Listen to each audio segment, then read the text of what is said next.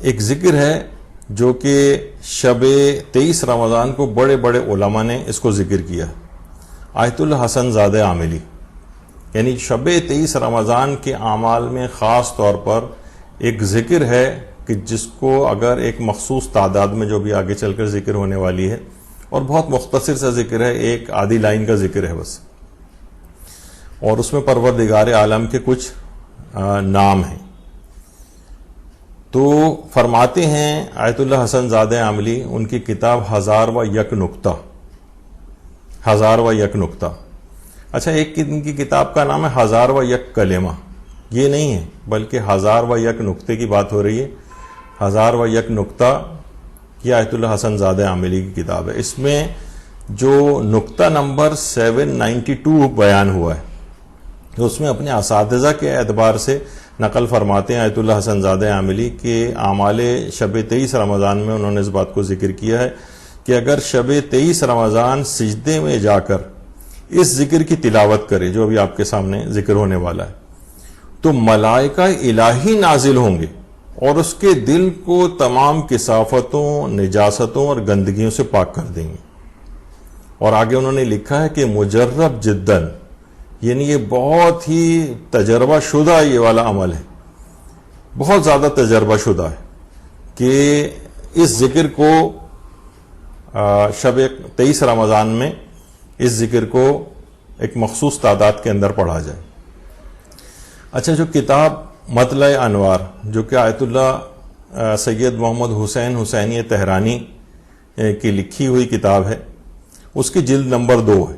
یہ تو خیر 12ویں جلد ہے جس کا ٹائٹل آپ کے سامنے ہے، لیکن اس کی جو دوسری جلد ہے اس میں آیت اللہ علی آقا قاضی، آیت اللہ یہ محمد حسین حسینی تہرانی ہے جنہوں نے مطلع انوار کے اندر یہ بات لکھی ہے کہ جو وصیتیں آیت اللہ علی آقا قاضی نے کی تھی، ان میں ایک یہ بھی تھی کہ یہ شب 23 رمضان کو یہ والا ذکر پڑھا جائے، یا طہرو یا طاہرو یا طہورو یا طہورو یا طہارو،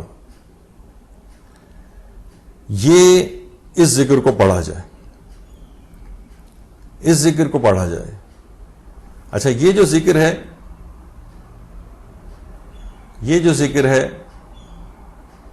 یا طہرو یا طاہرو یا طہورو یا طہورو یا طہارو، فرماتے ہیں کہ جس وقت آدھی رات گزر جائے اس وقت نہ انسان نے بہت زیادہ کھایا ہوا ہو، نہ بالکل ہی بھوکا ہو، اور باوضو ہو کر قبلہ رخ ہو کر سر کو سجدے میں رکھ کر اس ذکر کو 225 مرتبہ تلاوت کرے. آیت اللہ علی آقا قاضی فرماتے تھے، جو بڑے بڑے عرفاء کے بھی استاد تھے، انہوں نے اس ذکر کو نقل کیا ہے. 225 مرتبہ اس ذکر کی تکرار کرے.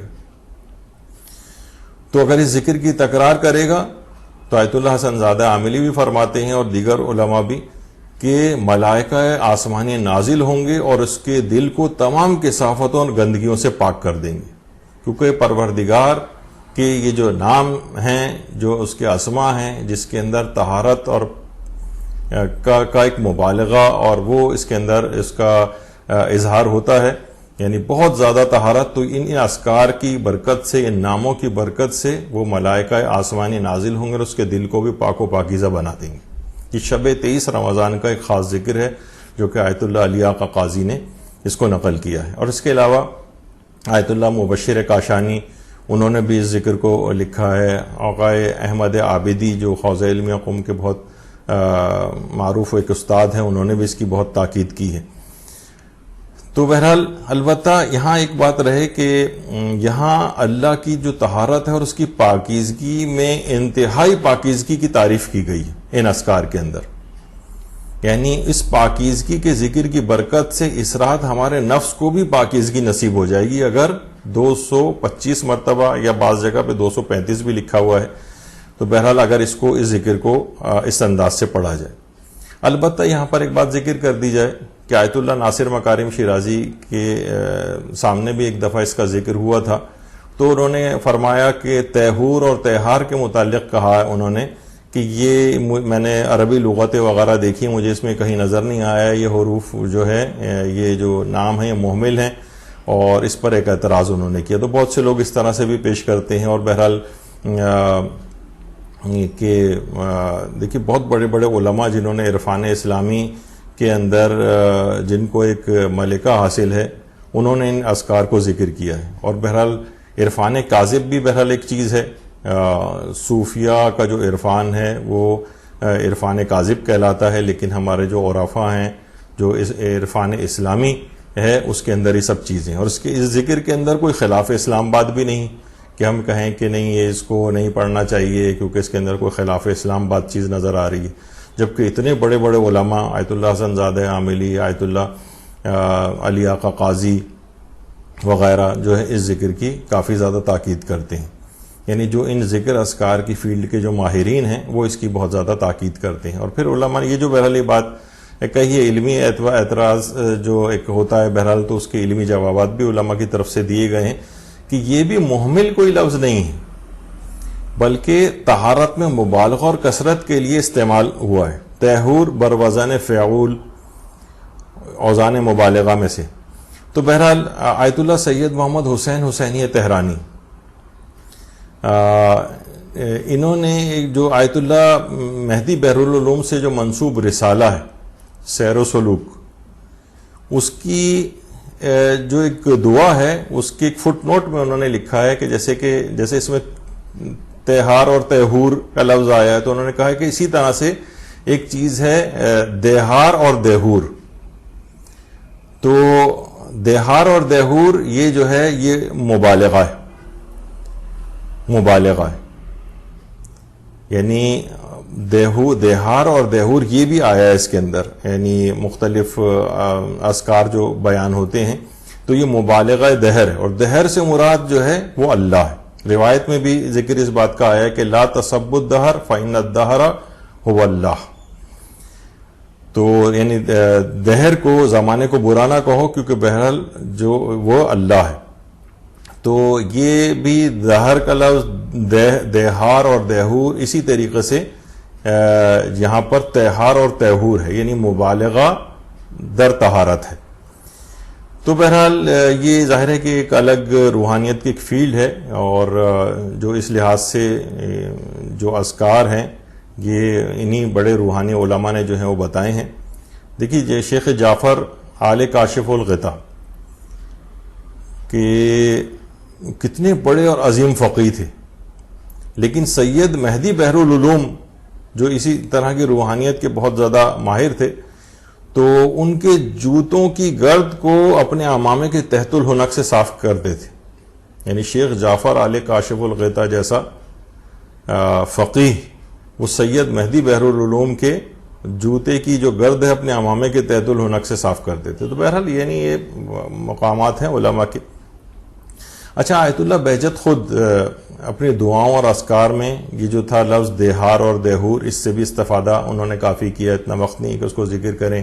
اسی طریقے سے آیت اللہ وحید خراسانی نے جو اپنے اشعار امام علی علیہ السلام, حضرت امیر المومنین علیہ السلام کی شان میں جو انہوں نے اشعار کہے ہیں, اس میں بھی دہار اور دہور کے جو لفظ ہے اس سے انہوں نے کافی استفادہ کیا ہے آیت اللہ وحید خراسانی نے. لہٰذا اس بات میں کوئی مذائقے کی بات نہیں ہے, اور طہارت باطن کے لیے ان اذکار کو اس رات شب 23 رمضان کے خاص اذکار میں سے یہ چیز ان بڑے عرفانی علماء نے اس بات کو نقل کیا, جس میں آیت اللہ علی آقا قاضی ہیں, اور اس کے علاوہ آیت اللہ حسن زادہ عاملی ہیں, اس کے علاوہ آقا احمد عابدی ہیں جو کہ حوزہ علمیہ قم کے بڑے اساتذہ میں ان کا شمار ہوتا ہے, اور یہ خود آیت اللہ بہجت کے شاگرد رہ چکے ہیں. آیت اللہ شیخ جواد تبریزی کی خاص برجستہ شاگردوں میں ان کا شمار ہوتا ہے. آیت اللہ انصاری شیرازی کی شاگردوں میں ان کا شمار ہوتا ہے. آیت اللہ حسن زادہ عاملی کے خاص شاگردوں میں ان کا شمار ہوتا ہے.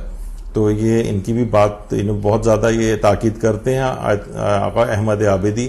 اس کے علاوہ آیت اللہ جو مبشر کاشانی, ان کا قوم کے اندر درس خارج بھی ہوتا ہے, اور یہ خود آیت اللہ سید عبد الکریم کشمیری کے شاگرد ہیں. یہ اس ذکر کی بہت تاکید کرتے ہیں, اور یہ خود آیت اللہ عبد الکریم کشمیری کے بھی شاگرد رہ چکے ہیں, اور آیت اللہ رضا بہاؤالدینی کے بھی شاگرد رہ چکے ہیں. اچھا، عربی لغت میں دیکھیے اگر کوئی چیز ذکر نہ ہوئی ہو ضروری نہیں ہے، کیونکہ دعاؤں کے اندر عبرانی زبان کے بھی بہت سے الفاظ موجود ہیں.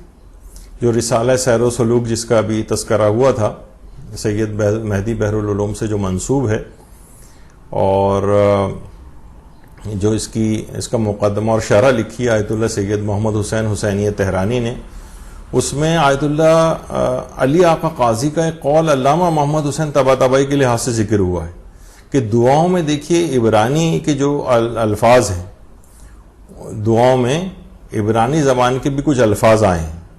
یہ خود بحار الانوار کے اندر بھی جو ہے وہ موجود ہیں. مثلا اس کے اندر یہ ہے کہ جیسے احیا شراحیہ، اور یہ عربی زبان کے لفظ نہیں ہیں.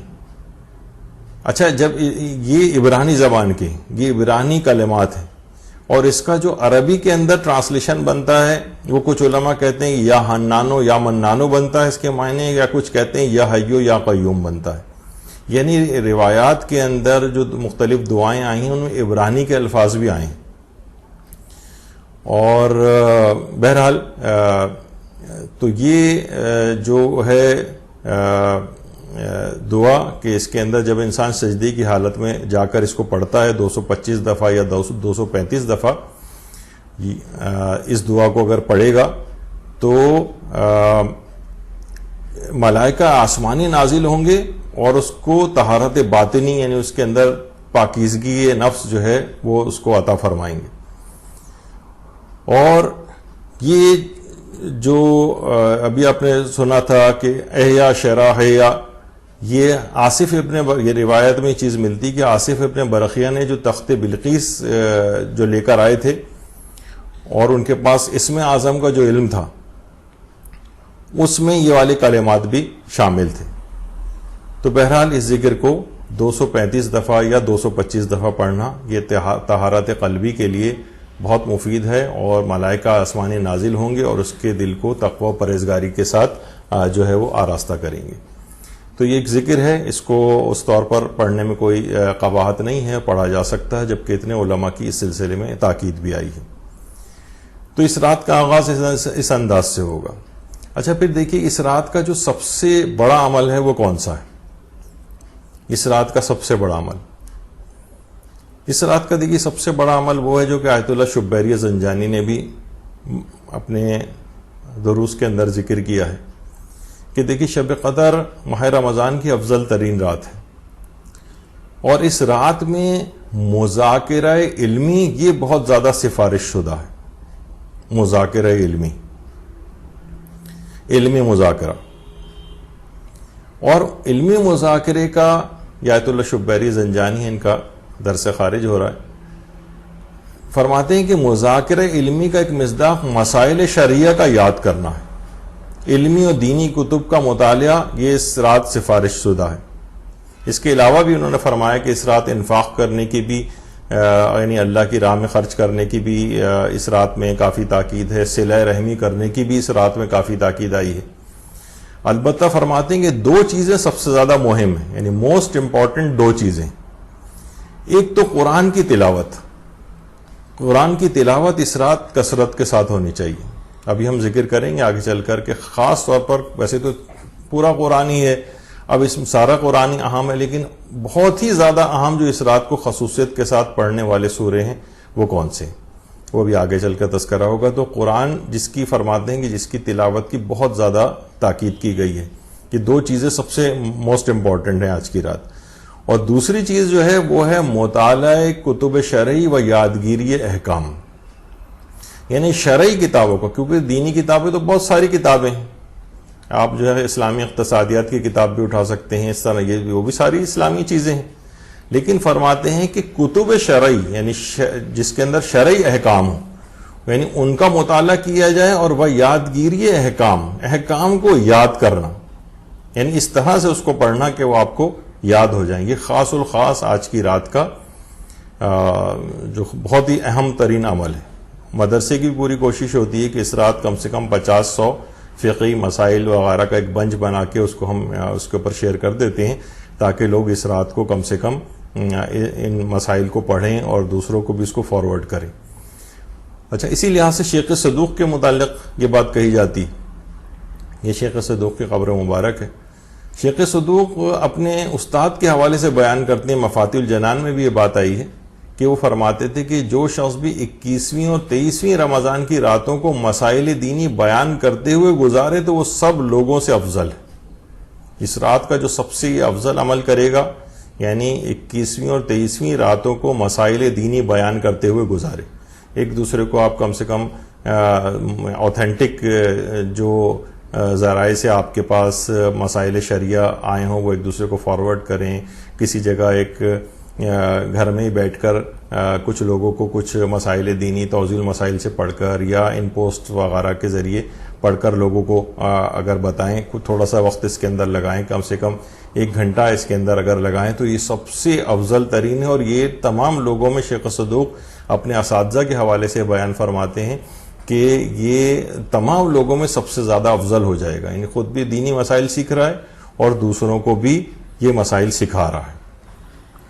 تو بہرحال دیکھیے کہ یہ جو توضیح المسائل وغیرہ پڑھنا ہے عام طور پر لوگوں کو بہت خشک اور اس طرح کی چیز لگتی ہے. بہرحال اس کے اندر بھی ایک پیغام ہے. یعنی اتنے اہم چیز ہے ان احکامات شریعت کے اتنی اہم ترین رات کو دیکھیے پورا سال پڑا ہے. آج کی رات تو کہا جانا چاہیے تھا بھائی مسائل وسائل اور یہ علم حاصل کرنے کے لیے تو پورا سال پڑا ہے، تو فقط یہ آج کی رات تو دعاؤں میں، صرف مناجات میں، صرف نمازوں میں لگانی چاہیے تھی. سب سے زیادہ افضل عمل پھر علم، یہ مسائل شریعہ کا حاصل کرنا قرار دیا گیا اس کے باوجود، تاکہ اس میں ایک یہ بھی ہے کہ یہ کیونکہ پورے سال کا آغاز آپ کی زندگی کا اس رات سے ہو رہا ہے، تو لہٰذا اس کے اندر ایک پیغام یہ بھی ہے کہ اس بات کو جو اس میں آپ کو پریکٹس کرائی جا رہی ہے مسائل شریعت کو یاد کرنے کی، یہ سلسلہ پھر پورے سال چلنا چاہیے. تو بہرحال یہ تمام چیزیں ایسی ہیں کہ جس کی بہت اہمیت ہے. لوگ عام طور پر دیگر چیزوں کے اندر بہت زیادہ مصروف ہو جاتے ہیں اور یہ سب سے اہم اور افضل ترین عمل جو ہے اس رات کا اس کو فراموش کر دیتے ہیں. اس کی طرف ہونی چاہیے توجہ. یہی وجہ ہے کہ آیت اللہ جوادی عاملی فرماتے ہیں کہ اس دنیا میں کوئی بھی چیز علم دین کے حصول سے برتر نہیں ہے. بعض اوقات کہہ دیا جاتا ہے کہ بھئی دیکھیں یہ اور بھی چیزیں ہیں، فزکس، کیمسٹری، یہ بھی کون سا غیر دینی چیز ہے. وہ ٹھیک ہے، اس پہ ہماری ان تمام چیزوں کی اہمیت سے کسی کو انکار نہیں ہے، لیکن بہرحال اصل علم دیکھیے وہی ہے کہ جس سے آپ کی آخرت سنور جائے. یعنی افضل ترین عمل بہرحال جس میں ہم نے ایک دفعہ آیت اللہ ناصر مکارم شیرازی کا فتویٰ بھی پیش کیا تھا، تو اس میں انہوں نے یہی بات کہی تھی کہ ٹھیک ہے ان تمام چیزوں کی بھی بہت اہمیت ہے اور ایک خاص تعداد تمام علوم کے لیے مہیا ہونی چاہیے تاکہ زندگی کا نظام بھی اس طرح سے چلتا رہے. لیکن انہوں نے یہ بھی فرمائی یہ بات کہ آج کل کے دور میں خاص طور پر علم دین کی اہمیت بہرحال ان تمام چیزوں سے زیادہ ہے. یعنی وہ تو اپنے طور پر چل ہی رہے ہیں، لوگ کر ہی رہے ہیں، لیکن بہرحال ایک علم دین کی افضلیت سے اس میں کسی کو انکار یا کوئی معذرت خواہانہ لہجہ اختیار کرنے کی ضرورت نہیں ہونی چاہیے. سب سے افضل اور برتر جو چیز علم ہے وہ یہی علم دین ہے. یعنی اور فرماتے ہیں کہ جتنا علم میں اضافہ ہوگا اس رات، اسی قدر اس کی عقل میں بھی اضافہ ہوگا. یعنی جس قدر علم میں اضافہ کریں گے اسی قدر عقل میں بھی اضافہ ہوگا. اور خود سوچیں گے انسان کی جب عقل میں اضافہ ہوتا ہے تو دیکھیے انسان جو گناہ کرتا ہے تو کیوں کرتا ہے؟ بے عقلی کی وجہ سے گناہ کرتا ہے. اس کے نتائج اور عواقب وغیرہ سے صرف نظر کر رہا ہوتا ہے، بے عقلی کا کام کر رہا ہوتا ہے کہ جس کا لازمی نتیجہ آگ کے اندر جلنا ہے، ایسے کام کیوں کر رہے ہو؟ تو جس وقت انسان گناہ کرتا ہے تو اس کی عقل بھی کم ہو جاتی. تو فرماتے ہیں کہ یعنی اگر اس رات کو خاص طور پہ یعنی علم حاصل کیا جائے گا، یعنی جتنا علم حاصل ہوگا ظاہر ہے کہ اسی قدر اس کی عقل میں اضافہ ہوگا. جتنا اس رات اس کی عقل بڑھے گی اتنا ہی زیادہ وہ گناہوں سے، کیونکہ عقل بڑھے گی تو خود بخود گناہ کم ہو جائیں گے. عقل بڑھے گی تو خود بخود ہی زندگی میں کوئی غلط فیصلے نہیں کرے گا، وہ زندگی بھی اچھی گزرے گی. تو بہرحال یہ بات ہے. تو آیت اللہ جوادی عاملی یہ بات فرماتے تھے کہ جو کہ ان کے متعلق صاحب جواہر آیت اللہ شیخ محمد حسن، جن کو صاحب جواہر الکلام کہا جاتا ہے، 43 جلدیں 30 سال کے عرصے میں انہوں نے کتاب جواہر الکلام کو مکمل کیا تھا. اور اس طرح سے پلاننگ کی تھی کہ کتاب یعنی 30 سال سے انہوں نے کہ اس کتاب کا جو اختتام ہو وہ 23ویں شب قدر میں ہو، یعنی اس شب قدر، اور یقیناً یہ سب کچھ بھی ہوگا اور امام زمانہ علیہ السلام کو ہدیہ بھی کیا ہوگا کہ پروردگار یہ میں نے یہ کتاب لکھی ہے اور میں اس کا ثواب ان کو ہدیہ کرتا ہوں، یعنی خاص طور پر اس رات شب قدر میں یہ اچیومنٹ، وہی نا کہ جس طریقے سے دیکھیے یہ ہوتی ہے پلاننگ. انہوں نے کہا کہ جو کتاب فقہ کی بہترین کتاب جواہر الکلام استدلالی جو کتاب ہے وہ انہوں نے 30 سال کے عرصے میں لکھی، تو لیکن اس طرح کی پلاننگ کی کہ جب کتاب کو لکھنے کے بعد اس کا اختتام شب 23 رمضان کو کیا.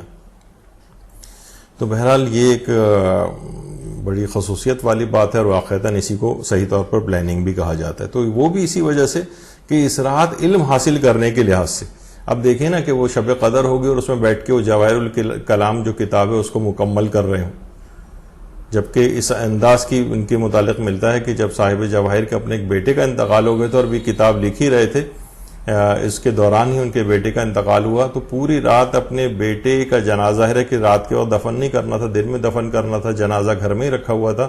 صاحب جواہر نے پوری رات اکیلے اپنے بیٹے کے ساتھ بیٹے کا جنازہ رکھا ہوا ہے اور کتاب جواہر الکلام کو لکھنے میں مصروف ہو گئے اور یہاں تک کہ صبح ہو گئی. تو بہت سی چیزیں بڑی ظاہر ہے کہ جو بڑے افراد ہوتے ہیں دیکھیے ان کی پھر باتیں بھی بڑی ہوتی ہیں. ہم تو ظاہر ہے کہ کہیں گے کہ عام شخص کے اعتبار سے کہ بھئی یہ کوئی سنکی ٹائپ کا شخص ہے کیا ہے، لیکن جن کے بڑے مقامات ہوتے ہیں ان سے پھر بڑے اسی طرح کے کام ان کے ہمیں نظر بھی آتے ہیں. اسی طرح سے آیت اللہ مرشی نجفی کو دیکھیں. آیت اللہ مرشی نجفی جب چھوٹے تھے اور انہوں نے نیا بولنا سیکھا تھا، یہ جو سب سے چھوٹے ہیں یہ آیت اللہ مرشی نجفی کے بچپن کی ایک تصویر ہے. تو کہ جب انہوں نے بولنا سیکھا تھا تو ان کو جو سب سے پہلا جو جملہ سکھایا گیا تھا وہ قرآن کی ایک آیت تھی جو کہ سورہ سبا کی آیت تھی، وَهُوَ الْفَتَّاحُ الْعَلِيمُ، وہ خوب فیصلہ کرنے والا اور خوب جاننے والا ہے، علیم جاننے والا یعنی علم کے اعتبار سے. اور بہرحال اس قسم کا ہے کہ مسجدوں کے نام بھی اس کے اوپر فتاح العلیم کے نام سے مساجد کے نام بھی ہیں، یعنی ان کو سب سے پہلا جملہ ہی یہ یاد کروایا گیا کہ وہی پروردگار ہے جو سب سے بہترین فیصلہ کرنے والا اور سب سے زیادہ علم رکھنے والا ہے. یہ جب پہلا جملہ ہی یہ یاد کرایا تو اس قدر یعنی پاکیزہ تربیت کا اہتمام کیا گیا تھا آیت اللہ مرشی نجفی کے لیے کہ اپنی جو ان کی والدہ گرامی تھیں یعنی اپنی ماہانہ عادت کے دنوں میں بھی انہوں نے ایک سیدانیہ علویہ کو اجرت کے طور پہ رکھا ہوا تھا تاکہ ان کے لیے پاکیزہ حالت میں غذا کا انتظام ہو آیت اللہ مرشی نجفی کے لیے.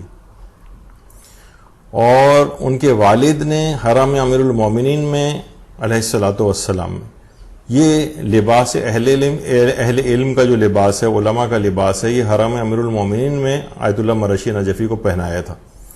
اور علمی لحاظ سے جو ان کی دادی تھی شمس اشرف بیگم، انہوں نے بھی آیت اللہ مرشی نجفی کو قرآن اور عربی ادبیات کی جو کتاب مغنی اللبیب ہے اس کی تعلیم کی تھی. مغنی اللبیب وہ عربی ادبیات کی کتاب ہے کہ جو اس کے مؤلف نے مکہ مکرمہ میں اپنے آخری زندگی کے ایام میں لکھی تھی، اور پوری کتاب اسی نیت سے کہ میں اس شہر مکہ کے اندر اس کتاب کو لکھوں گا.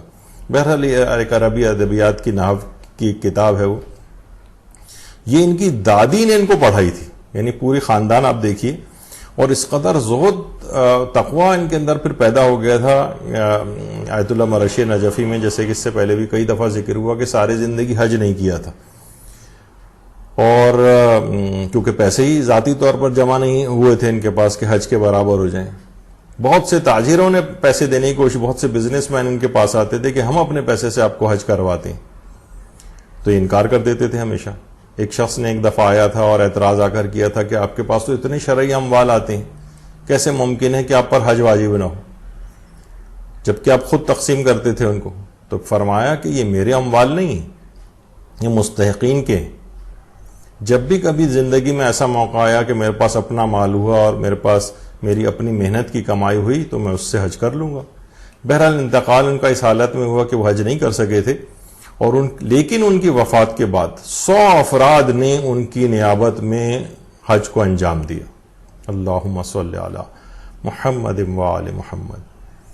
یعنی بہرحال یہ کہ آیت اللہ مرشی نجفی اپنی اولاد کی بھی اسی طرح سے تربیت فرماتے تھے. روز سونے سے پہلے اپنی زندگی کے سبق آموز واقعات سناتے تھے, اکابرین علماء کے واقعات سناتے تھے, احادیث معصومین اور احکامات دین اسی وقت سونے سے پہلے اپنے بچوں کو یاد کرواتے تھے. تو بہرحال اس رات کو بھی والدین کے لیے یہ پیغام ہے کہ اس رات کو خاص طور پر اپنے گھر والوں کو احکامات دین سکھانے کے لیے کچھ نہ کچھ انتظام اس رات میں کیا جائے.